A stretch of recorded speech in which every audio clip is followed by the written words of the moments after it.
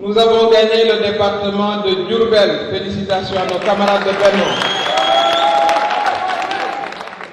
Évidemment, nous avons largement gagné le département de Fatick. Bravo à nos camarades. Nous avons gagné le département de Foundiougne. Bravo à nos camarades de Foundiougne. Nous avons gagné le département de Gossas. Bravo à nos camarades de Gossas. Nous avons gagné le département de Birkila. Bravo à eux. Nous avons gagné le département de Kaffrine. Nous avons gagné le département de Koungheul. Nous avons gagné le département de Malem Hodar. Nous avons gagné le département de Guinguinéo. Nous avons gagné le département de Kaolack. Nous avons gagné le département de Nioro. Nous avons gagné le département de Kédougou. Nous avons gagné le département de Salémata. Nous avons gagné le département de Kolda. Nous avons gagné le département de Médina Yoro Foulah. Bravo à tous ces camarades. Nous avons gagné le département de Vélingara. Nous avons gagné le département de Louga. Nous avons gagné le département de Linguère. Nous avons gagné le département de Kanel. Nous avons gagné le département de Matam. On vous donnera ces scores-là qui avoisinent les 90%. Nous avons gagné le département de Ranérou. Nous avons gagné le département de Dagana.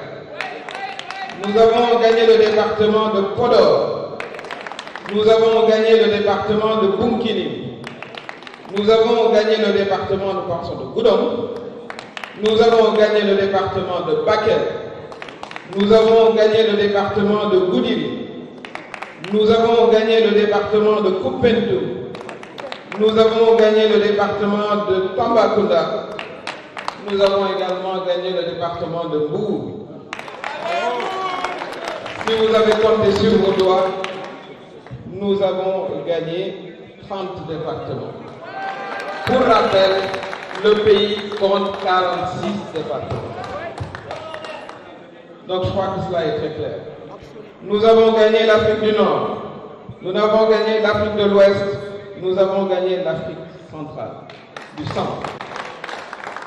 Ceci nous donne incontestablement une majorité à l'Assemblée.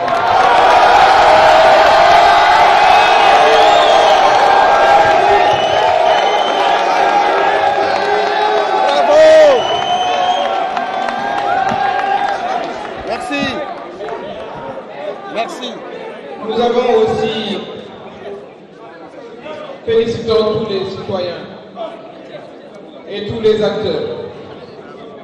Nous saluons le fait que ces élections se soient déroulées dans le calme et c'est à l'honneur de la démocratie sénégalaise. Nous avons également entendu les citoyens et le message des citoyens, là où nous n'avons pas gagné. Partout où nous n'avons pas gagné, nous encourageons nos camarades, notamment nos camarades de la région de Dakar, qui se sont battus comme des lions. Évidemment, une analyse plus poussée de nos résultats sera faite et nous avons essentiellement entendu les citoyens.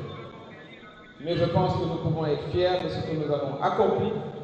Nous avons donné une majorité à l'Assemblée nationale à notre président de coalition. Voilà, mesdames, messieurs de la presse, la communication que nous souhaitions faire avec les preuves concrètes de notre victoire qui est sans appel. Merci.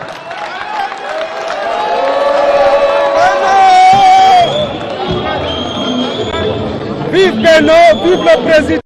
Voilà ñu déglu dafa mel ni mbir yi ñu annoncé lii bettuñu woon ndax bi mu teewee ci plateau bi moom primeur bi Massamba bi mu teewee ci plateau bi mais parce que nous travaillons de manière tendance nous travaillons taxaw ne gagné na mais c'est les tendances qui se confirment man maa amoon parole. Ousseynou, nous avons des tendances qui se sont confirmées parce que nous avons fait la compilation. Allez-y. Votre réaction par rapport à la confirmation li ñu jotoon am ci début. gis nga c'était des tendances.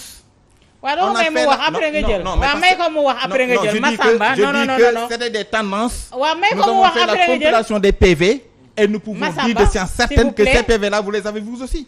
S'il vous plaît. Faites l'addition, calcul, vous allez trouver ce que nous avons trouvé. Allez-y, Ousseynou. mag nga tamit da ngay correct tuuti ma ne.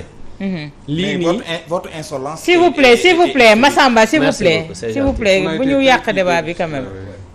lii nii dara bettuñu ci. waaw dara xam nga maa ngi koy wax bi ma jëlee kat nee naa la bu leen yebal journaliste ca conférence de presse ba parce que lam fa nar a wax moo ngi nii waxal na leen ko.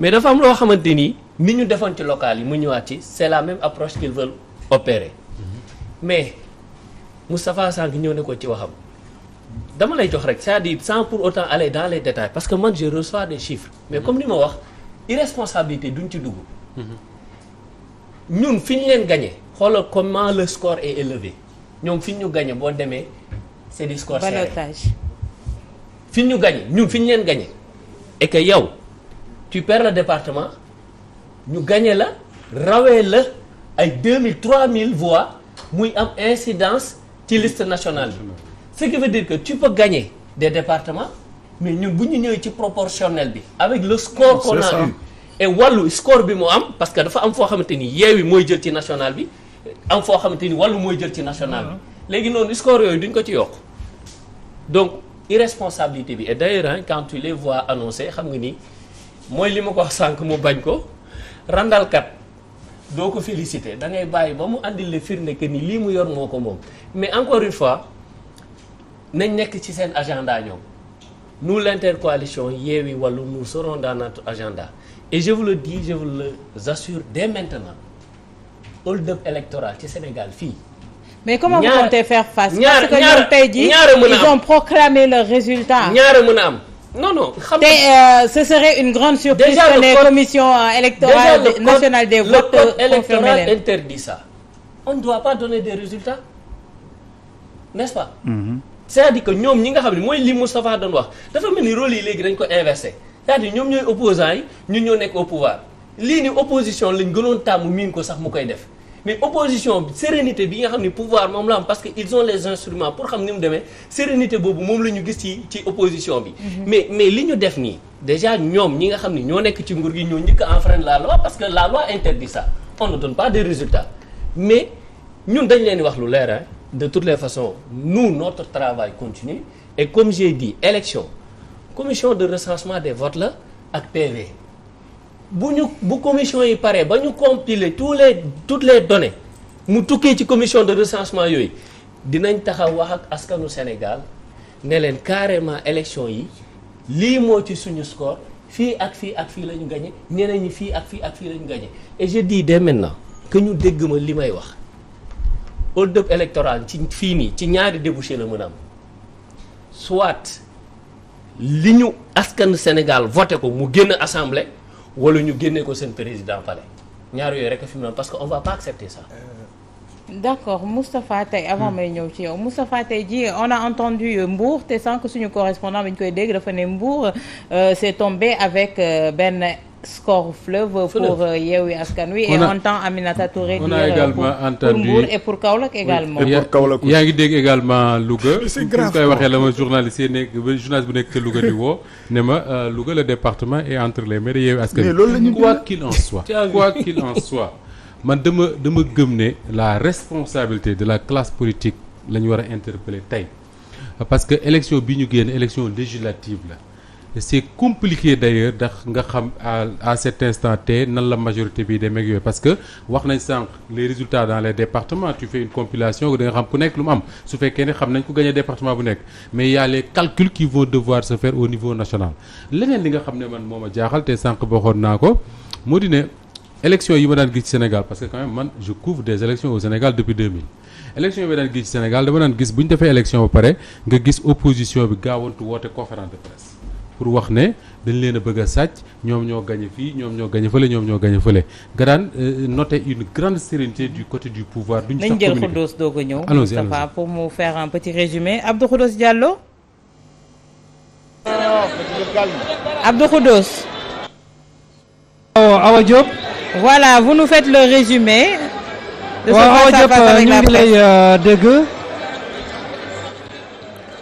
defal ñu résumé face à face avec la presse. Alors le résumé c'est qu'il faut retenir tout simplement